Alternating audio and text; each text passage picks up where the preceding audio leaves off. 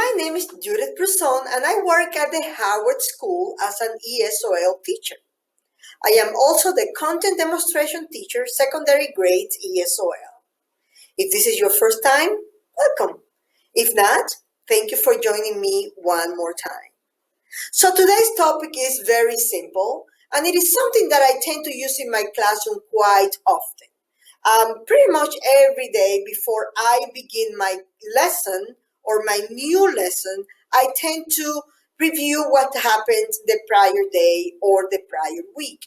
And I tend to do this with question and answering as a strategy to check for prior knowledge.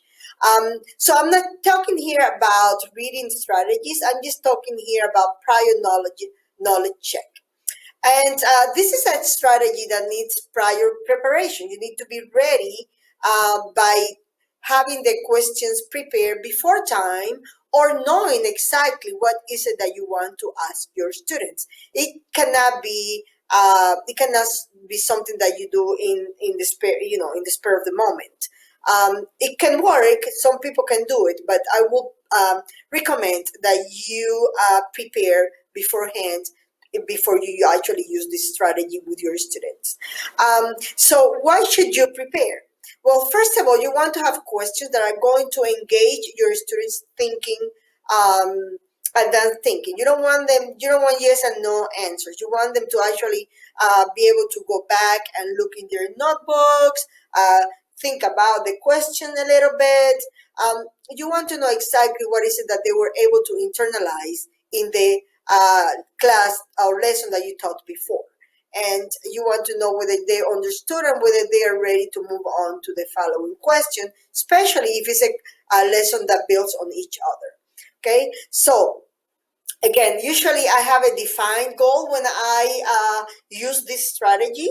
And today I'm going to talk about it a little bit, but I'm also going to actually probably let a clip from my class speak and do the explanation for me. I think that would be way easier and more useful for all of us. So again, what I usually do with this is I go and think about my previous lesson, and then I engage my students thinking by just asking them questions about it. So today in my lesson, I was introducing subject verb agreement. And as I explained before, um, my classes, two of my classes are low beginners. So even though they covered verbs and subjects and and complete sentences and all of that last year during their first while they were newcomers, they do tend to forget, and I want to remind them of what is it that they learned so that then I can move forward with more advanced lessons, or not necessarily more advanced, but I just need them to remember exactly what is it that they know so that I can build on that knowledge. So that's what I was doing today. Now, yesterday's lesson was about the verb be. For whatever reason, they have a huge problem with that verb. And it might be that, most of my students are Spanish speakers. So it might be that in Spanish, this verb is actually two different verbs, completely different. While in English, it's only one. And that might be part of the confusion for them. I really don't understand it, but it is something that I find myself that it doesn't matter the level of the students. I'm always touching on the verb to be and the different forms and how to use it appropriately in sentence and also when they're speaking. So what I did today for my lesson, which you're going to see in a little bit, is I actually reviewed what we did yesterday by just asking questions. So I want you to open your notebooks to yesterday's lesson.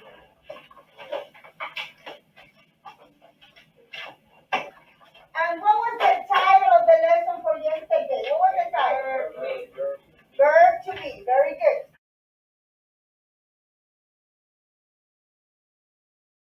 How many forms of the verb to be do we have? Five. Yes, thank you.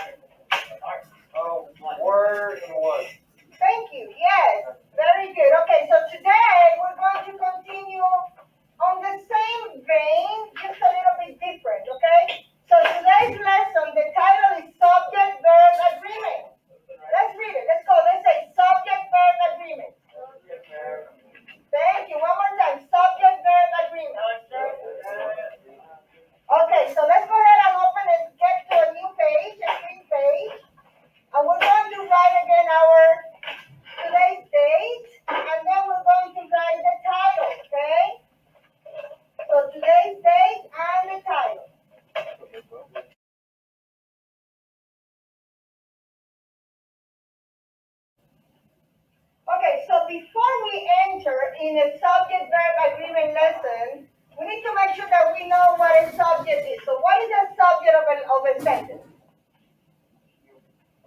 It's a person, okay? Noun, very good. Okay? So usually we say who the sentence is about, right? So if I have a sentence that says the students are here, which one is the sentence? I mean the subject.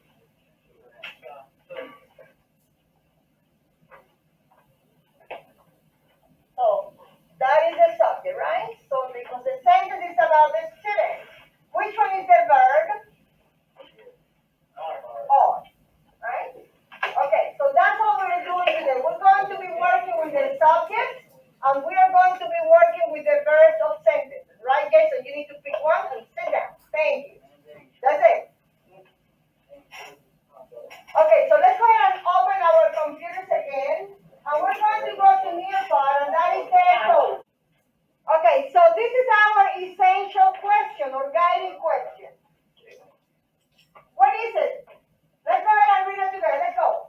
How do you know if a subject and verb agree with one another? Okay, so very easy. This is again a review from all you've been doing throughout the years.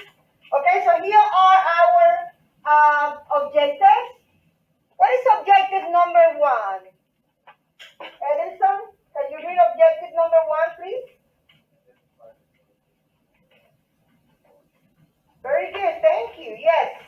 So we're going to identify both subject and verb in a sentence.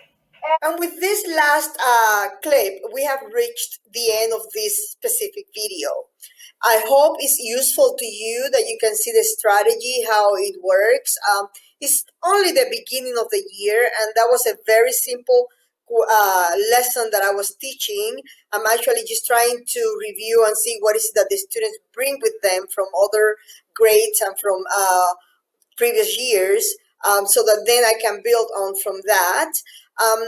Also, I just want to mention that I want to be as transparent as possible with my videos, especially when I am doing them in the classroom. First of all, the students are not aware that I am doing the videos during the class. Otherwise, they might not be willing to participate. So that's one of the main reasons that I put my camera at the back of the room, so that there is no issue with students' faces or recognition, anything like that.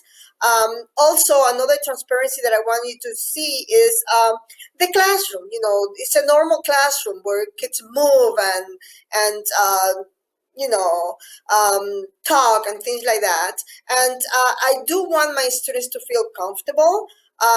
So I'm not addressing the movement at this point, although in the future I do plan to do some videos about classroom management. But for now, this is what is. I hope that the strategy came across and that you are able to implement it in your classroom if you are not doing it yet. I do welcome your suggestions. I do welcome your comments and your ideas, and any questions that you have. Please do send me an email. I look forward to that. And I do want to thank those that have been watching the videos and have been sending comments or suggestions. I thank you for that. And with that, we have reached the end for today. I will see you next time. Thank you.